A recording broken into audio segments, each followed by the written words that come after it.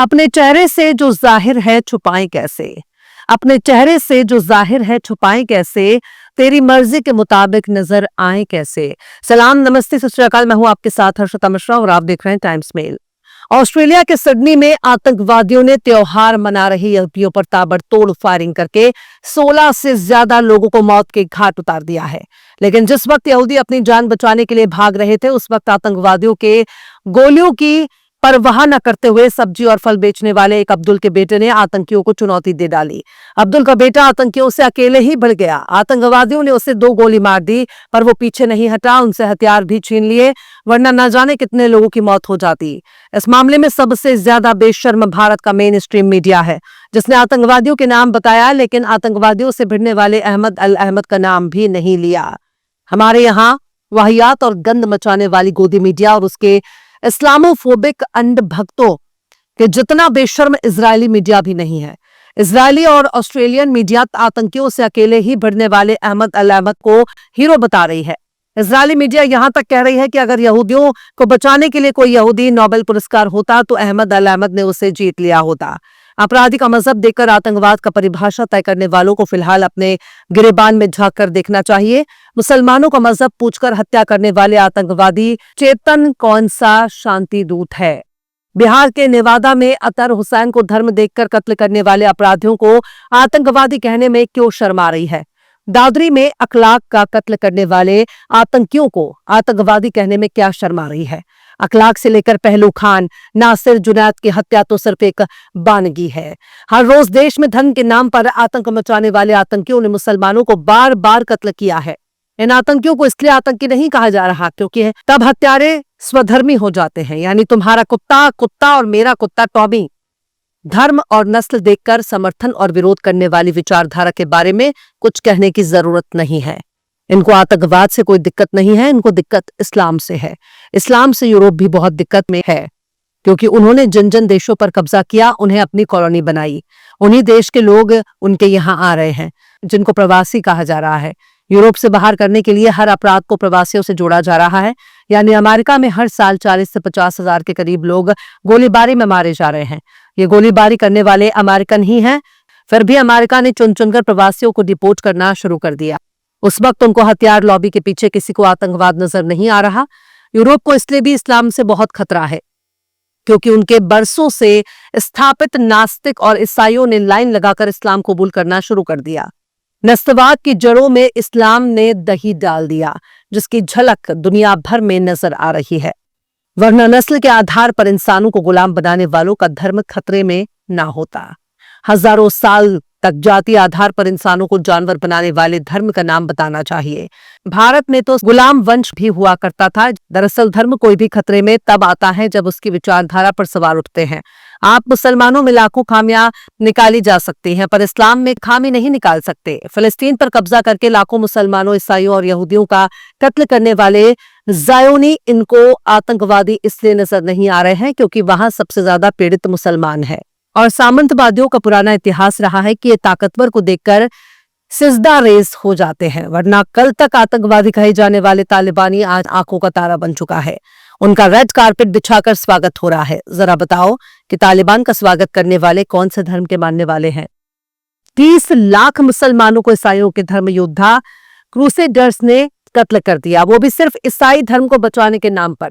New Zealand के Christ church में 15 मार्च 2019 को एक मस्जिद में जुमे की नमाज अदा कर रहे नमाजियों पर ब्रिटेन टैरेंट नामी एक आतंकवादी ने अंधाधुंध फायरिंग करके 51 नमाजियों का कत्ल कर देता है और इस आतंकी हमले में 40 लोग गंभीर रूप से घायल हुए।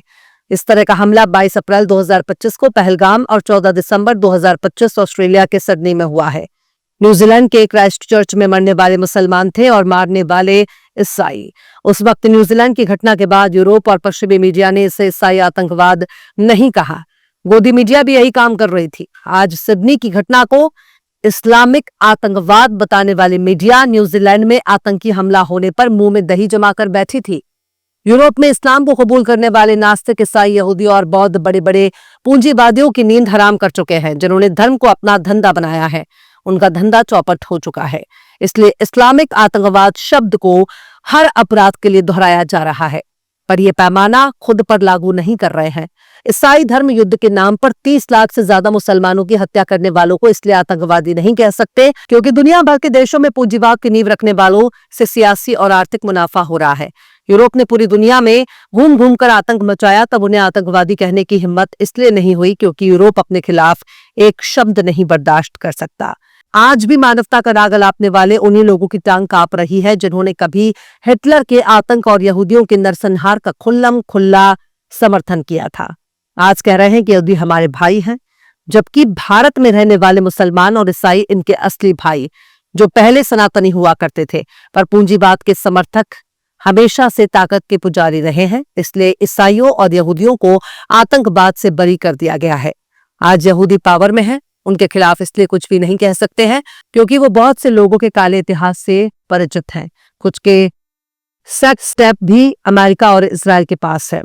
यहूदी तो मुसलमानों के खानदानी भाई हैं, इसलिए जर्मनी में जब हिटलर ने यहूदियों का कत्ल किया तब मुसलमानों ने यहूदियों को गले लगाया। ठीक उसी तरह से जैसे सिख विरोध दंगों में मुसलमानों ने सिखों को बचाया और गले लगाया। इंदिरा गांधी की हत्या के बाद सिख विरोधी दंगे हुए जिसमें हजारों सिखों को कत्ल कर दिया गया। धर्म के आधार पर सिखों का कत्ल करने वाले आतंकवादियों का धर्म क्या था? वो कौन से धर्म के मानने वाले हैं? बहुत से आतंकवादी आज भी चैन से घूम रहे हैं। वैसे भी यहूदियों के खिलाफ एक शब्द भी कहने पर अमेरिका से लेकर इजराइल और पूरा का पूरा यूरोप एंटी सेमिटिज्म का ठप्पा लगाकर खुफिया एजेंसियों को दौड़ा देगा। कौन कैसे मारा गया इस बारे में कोई बताने वाला भी नहीं मिलेगा। इसलिए गलत को गलत कहने में बड़े बड़े घोषित सत्यवादियों की पैंट गीली हो जाती है। सिडनी में अहमद अल अहमद का नाम लेने में पूंजीवाद के दुमछल्लों की लंगोट सुलग रही है और इसी बहाने प्रवासियों को ऑस्ट्रेलिया से भी खदेड़ दिया जाएगा, जिसमें प्रवासी मुसलमानों की तादाद बेहद कम है। वहां पहले से ही प्रवासियों का विरोध हो रहा है। यूरोप ने अपनी प्रवासियों के जरिए ऑस्ट्रेलिया पर कब्जा किया और आज ऑस्ट्रेलिया पर राज कर रहे हैं। इस पॉलिटिक्स में दुमछल्लों का नाला बहुत कच्चा है। जब अमेरिका ने भारतीयों को भगाना शुरू किया तब यही दुमछल्ले ट्रंप की आरती उतारने में लगे रहे। मुसलमानों को इसलिए आतंकवादी कहना आसान है क्योंकि उनके समर्थन में इजराइल की तरह कोई देश खड़ा नहीं हो रहा। अगर मुसलमानों के अत्याचार पर कोई भी इस्लामिक मुल्क खड़ा हो जाए तो अपराधियों का धर्म देखकर इस्लामिक आतंकवाद कहने वाले लंपटों का वही हाल होगा जिसके लिए दुनिया भर में CIA और मोसाद बदनाम है। भारत में सबसे ज्यादा मुसलमानों के खिलाफ हत्या और नरसंहार की अपील हो रही है। और अपील करने वाले कौन से लोग हैं, उनका धर्म क्या है? क्या इन्हें आतंकवादी कहने में कोई दिक्कत पेश आ रही है? क्या आतंकवाद भी सगा और पराया होता है? आज गोदी मीडिया इसलिए आतंकवादियों और अपराधियों का धर्म देखकर उनके नाम टिकर में चला रही है क्योंकि इनके चैनल को चलाने वाले धन्ना सेठ और पूंजीपति नाराज हो जाएंगे। इसलिए पत्रकारिता गई तेल लेने। अब पत्रकारिता के नाम पर सिर्फ एजेंडा है। क्या धर्म देखकर मुस्लिमों के खिलाफ हो रहे अपराध को आतंकवाद कहने में लज्जा आ रही है? धर्म देखकर अपराध करने वालों के आतंकवादी वारदात को इस्लामिक आतंकवाद कहा जा सकता है, तो फिर मुस्लिम के खिलाफ अपराध करने वालों को धर्म के आगे आतंकवाद लिखने में कैसी शर्म। दरअसल ऐसे लोगों को सिलेक्टिव कहा जाता है जिनकी विचारधारा ताकत और पैसे के आगे मुजरा करने लगती है। अगर धर्म पूछ पूछ कर हत्या करने वाले आतंकवादी है तो मजहब पूछकर हत्या करने वाले महात्मा गांधी और नेल्सन मंडेला के समर्थक नहीं कह जाएंगे, उनको भी आतंकवादी कहना होगा। बड़े बड़े शांति दूत इस सवाल पर बगले झांकने लगते हैं। उनको कुरान से दिक्कत है, उनको पैगंबर से दिक्कत है, पैगंबर की शादी से दिक्कत है। उनको 70 साल पहले यहूदियों से भी दिक्कत थी, तब यहूदी दौलत के केंद्र में नहीं थे। आज यहूदी सुपर पावर है, उनके अपराध को अपराध कहने पर बड़े बड़े नेताओं की कुर्सी चली जाएगी। इसलिए सत्ता, पावर और पैसे के पुजारी उनके अपराध पर खामोश रहना पसंद करते हैं।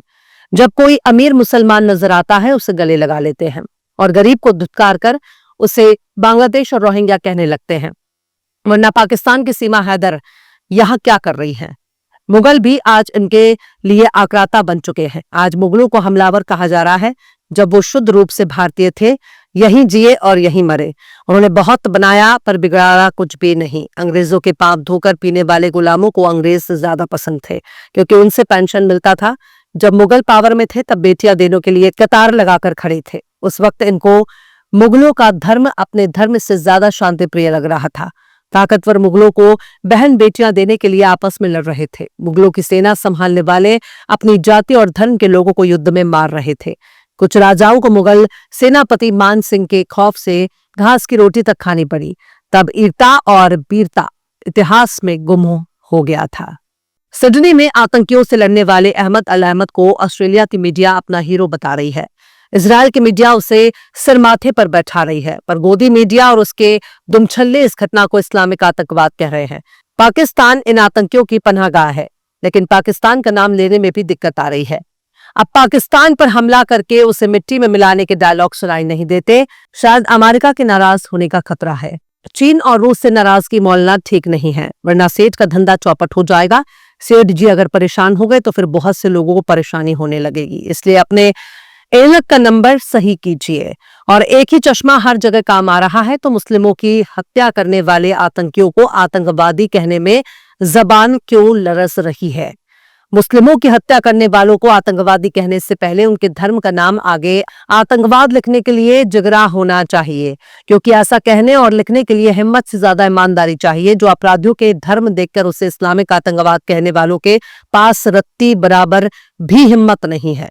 इसलिए अपना चश्मा और अपनी नजर का इलाज कराएं, लाइन सीधी रखें और नजरिया सही करें। अल्लाह अल्लाह खैर सल्ला। बहरहाल चलते चलते आखिर में साहिर लुधियानवी ने भी क्या खूब फरमाया है। ले दे के अपने पास फकत एक नजर तो है, ले दे के अपने पास फकत एक नजर तो है, क्यों देखे जिंदगी को किसी की नजर से हम। फिलहाल इस खबर में बस इतना ही। इस पूरी खबर को शम्स तबरेज ने लिखा है, जिन्हें आप ट्विटर पर भी फॉलो कर सकते हैं। ट्विटर हैंडल है @शम्स तबरेज काजी। वीडियो आपको कैसा लगा कमेंट बॉक्स में जरूर बताइए। वीडियो पसंद आए तो लाइक करें, शेयर करें और बेबाक निष्पक्ष स्वतंत्र पत्रकारिता को सपोर्ट करने के लिए आप हमारे चैनल टाइम्स मेल को जरूर से सब्सक्राइब करें और हाँ, बेल आइकन की घंटी वाली बटन जरूर से दबा दें ताकि आपको हमारे आने वाले नए वीडियो की नोटिफिकेशन फौरन ही मिल जाए। फिर मिलते हैं किसी और वीडियो में एक नई खबर के साथ। हर्षिता मिश्रा को दीजिए इजाजत।